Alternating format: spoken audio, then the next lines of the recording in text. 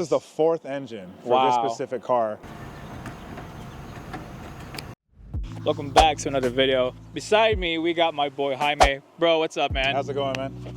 How's everything with you? Everything good? Everything's great. Hey, Everything's man, great. thank you so much for coming out today. Let's get into it, man. You know, you have this really great build behind us, and it's a pretty JDM car, man. So Appreciate it. Go ahead, let's talk about it. What do you have, and what have you done to it? So this is my 1989 Civic Si. I've had this car now since about 2014. And it's pretty much, I don't really want to call it a full resto, but I mean, I've done pretty much everything from, I guess from ground up, right? Yes. So what's the story behind this build? So the story behind it was, so back then when I got it in 2014, I got it for under 3,000, surprisingly. It was all stock and it had well over 300,000 miles. So this car actually has almost 400,000 miles on the chassis. Nice. Car sat for a while. So I want to say it sat for about at least 7 years. Wow. And in the meantime, money wasn't there. Right.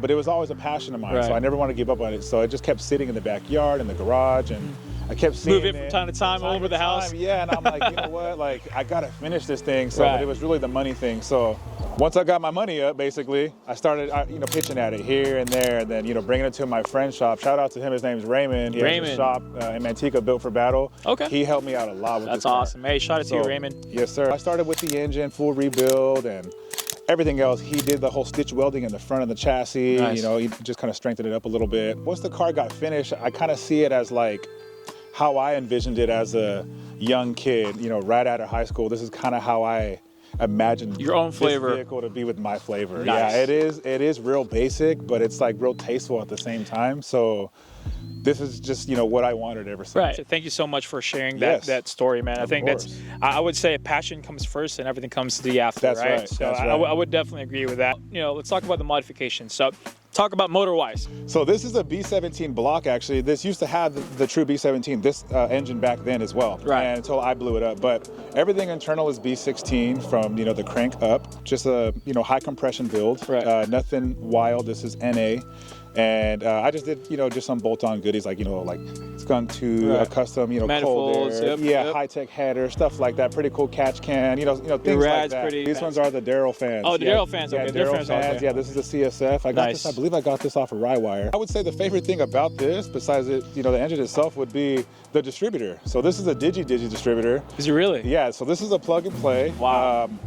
For the price, I think it's worth it. I haven't had any issues with it whatsoever. Yeah. And it, this thing retains the actual coils from a K series. Nice, and nice. You just get the coil plate, and everything's pretty much plug and play. That's it is good, plug man. and play, Since we're talking about engine bay right now, Jaime, so let's talk about how many motors have you gone through first? So on this one here, this is the 4th engine for this specific car. Wow. And so now it's got over 6,000 miles on it, and it's been good. That's good. I mean, at least it's running over 6,000 miles. That's what we want. So let's talk all about the performance or the bolt-on parts that you first did. After I got this block, I sent it off to CSS. So I sent it off to CSS on the East Coast. Nice. It's a CSS block. It's rated for, I think on there, 700 horsepower. It's got custom Tron pistons, which is 11.5 to 1 roughly, with it, for a B16. Yes. And the head is a 4-piston head. I purchased that like years ago. 4 pistons are the best, bro. I'll tell you that. 4-piston head. Yeah. So that thing, it just sounds really great. That's good. I don't have any other experience on any other engine, but I do love the head package that I have. I got the Ferrera valve train. So right now I have Pro 2 cams. Nice. Oof. And everything else is pretty much all done up inside there. And then I'm running for fuel. So I'm on 91. Nice. I got the Hellcat pump, which is the Walbro 525. Yes, sir. Heard of them. This is using, I believe I'm on, Alpha. I think it's Alpha injection. Nice. Which is 1,000 cc. Cool. And that's what you need. Yeah, man. It pretty much has got the bolt-on for the intake manifold. That's going to be the Ultra Street. Yeah. And then the custom 3-inch intake to the, to the filter down there. Nice. Yeah. Man, these are some great stuff you have here in the engine bay. So header-wise, what do you have here? So right there, I'm running a high-tech header. That's a 4-to-1. 4-to-1, okay. Yeah, 4-to-1, and it is going to a custom 3-inch exhaust. All the way in? That my friend Raymond did at Built for Battle. He did that entire exhaust. Shout out to Raymond once again. Shout out to Raymond, yes sir. He helped me out a lot, man. Nice. And then, so for transmission-wise, this is the Y1, the JDM Y1. This is the one that comes in the EF9, yes, I think, other model. Yeah. This is all stock tranny. Nice, So it's an nice. all stock tranny. I think I have a stage 2 clutch from competition. Let's talk about suspension wise. So Jaime, tell us, what do you have here? So right here, I have these coilovers. There's actually discontinued company. I'm sure people have heard of this from back then. This is AMR Engineering. So AMR Engineering, a lot of people use this for track. Okay. You know, not really street, but it is streetable. I've had these on the car, gosh, for probably since the whole time it was down. Wow. Because I remember with that 7 years Yeah, gap? I recently Crazy. had got it when the car was running, then I blew it up and it sat. That's so crazy. The spring rates on these are 450 front and 350 rear, which is the typical. Right. And it rides pretty decent. It's not too bad. Exactly. So this right here, I'm actually comfortable with, and I like the way it looks. It That's rides, good. you know, pretty decent for the most part. I would say a harsher ride would be more like freeway at higher speeds and dips. Yes. But not really any true complaints. Okay. Yeah, Well, there yeah. you go, man. As long as the coilovers are set and toned up, that's all you need. That's honestly. right. That's right. And then continue with the suspension. I have hard race front lower control arms. See that right here, actually. Yeah. Yes. Yeah. I got Nice. the hard race on there. I have the Skunk 2 upper. Nice. You know arms here. Yep. And then for the rear, I'm running. So I actually, for the rear, I do have the CRX SI rear disc brake setup they as fit? well. Yeah, Oh, they wow, fit. okay. Yeah, it's a direct bolt-on. Of course, with the e-brake, lines and the, the 40/40 prop Nice. valve, all that Nice. good stuff. Nice. And I'm using a PCI rear camber, and then I have Function 7 LCAs in the rear. Dope. And I have the ASR rear subframe. Talk about the wheels and also the tires that you have. Why did you choose to go with RPF ones and also with toy tires? So I feel like RPF 1 is such a classic look, especially for I'm this with type you. of, I'm with you on that. chassis.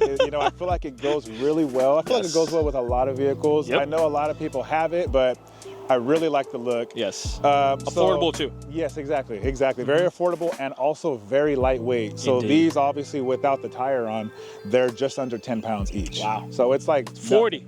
That's like much. 40. That's like almost 40 pounds for everything already. Pretty much, you know what I mean? So it's not too bad at all, but I really just like the look of it. It's real classic, like I said. The specs I got on this one, they're 15x7 plus 41 offset. Nice.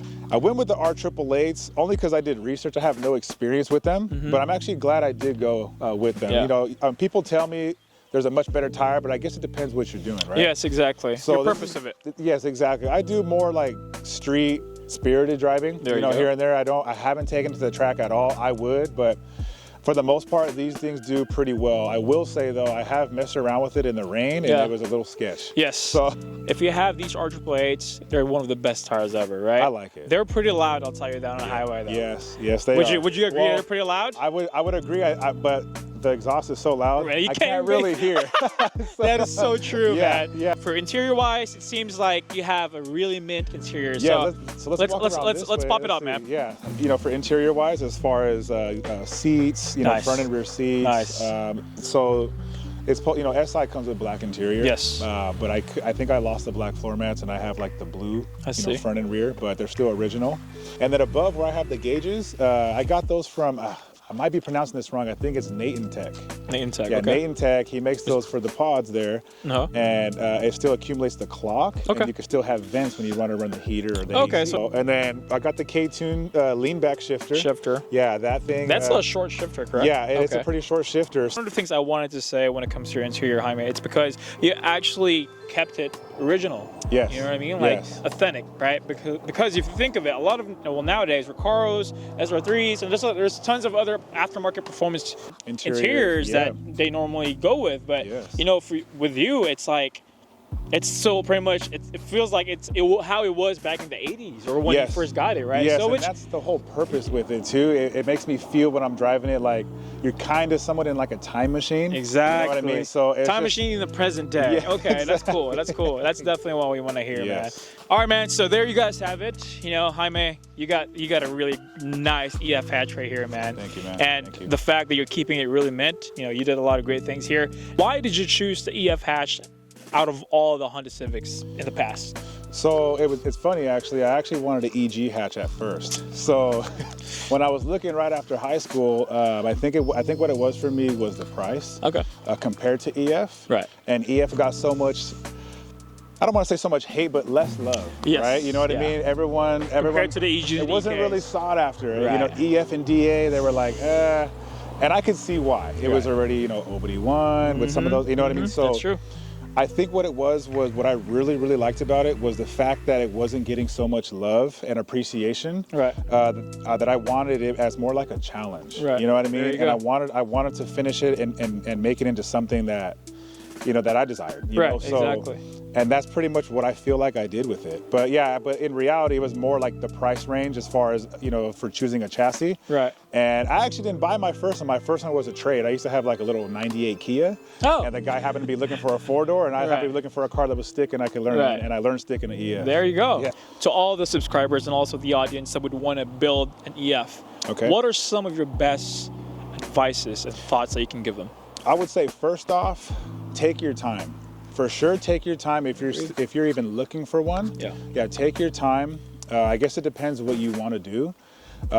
You know, as an EF guy and other EF friends that I have, it's very hard to find stuff now. Year specific, you know, just you know, part, you know, for, you know, just like saying what you need for. Right.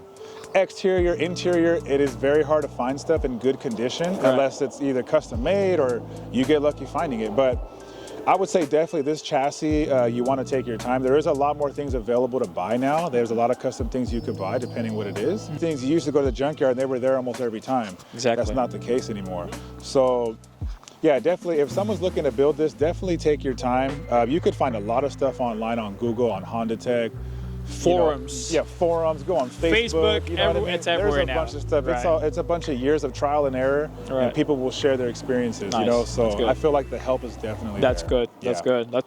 What are some of the plans that you have for this build in the next future years, or maybe in the next future months? So I want to say in the next few months that I'm imagining. So I've already started accruing the parts. I'm actually going to go turbo. Nice. So Boosted. Yeah. So I'm going to be boosted. Nice. I hope to be by the end of this year. Okay. I'm not in a rush for it. Right. I am still enjoying the NA all Yes, motor madness, yes. right? You're breaking But, it in as much as possible, breaking man. it as much as I can, right? Yeah, exactly. But yeah, that is the next step, is to go boosted. That's good. Yeah, That's that is good. the next step, and that's what I'm working towards. That's awesome, Yeah, that's man. what I'm working and towards. then right? power-wise, do you know how much roughly you're I making have a right number in mind. Well, I guess I should say a range. Uh-huh. So I want to be in between 450 to 5. With this right now? With this right now, which is kind of funny because I know it's not going to get any traction being front wheel drive. Dude. But yeah, that's the range. I figure if I'm going to go for it, I'm gonna go for a range at least. Exactly. Guys, we're going to do a lot of flybys. We're going to be doing a lot of revs and all the other things that you guys want. So make sure to stay tuned. And Jaime, do you want to shout out to anyone besides Ray? Yeah, so shout out Ray, shout out to the homies Billy, Brandon. I'm trying to, you know, those are the OG guys that I know that, you know, with the EFs and been around, and they're actually local as well. Nice, nice. And I hope to meet all of you guys, and that way we can also put them in the video, if that's okay with you. That's perfectly fine As long with as me. you guys are okay with it, I would love to see you guys' cars. Show me the culture, because I know there's a culture when it comes to these cars. That's too. right. You know that. That's you know, right. it's one of the first ones that we're going to be doing for our YouTube channel, guys. So again, thank you all so much for watching this video. Enjoy these clips. See ya.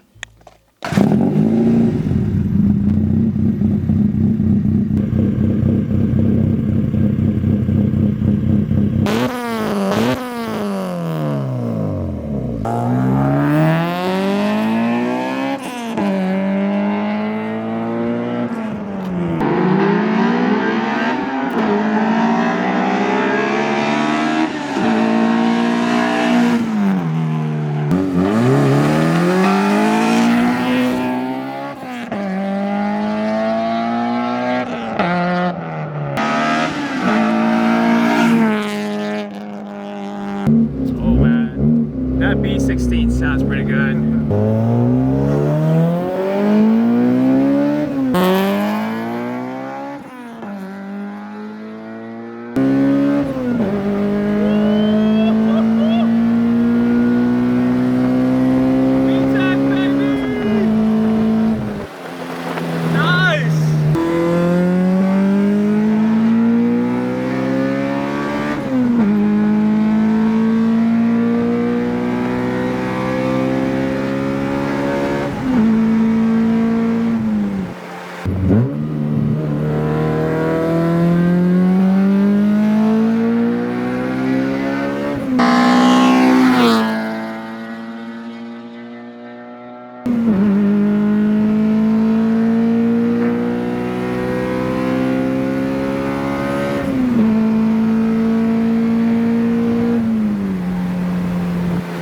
That's how you drive your B series, bro. That's how you drive your B series. That's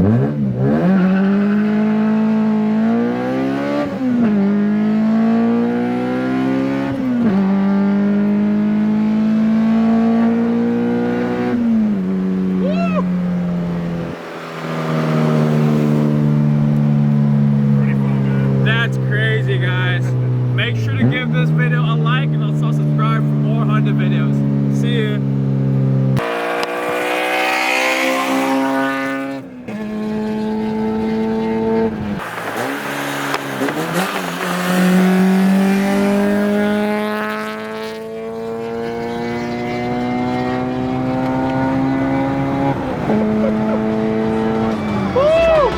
That's a rap, man. Not for them facts, man. A slap to the face. Reality's back, hand. I'm trying to keep it real and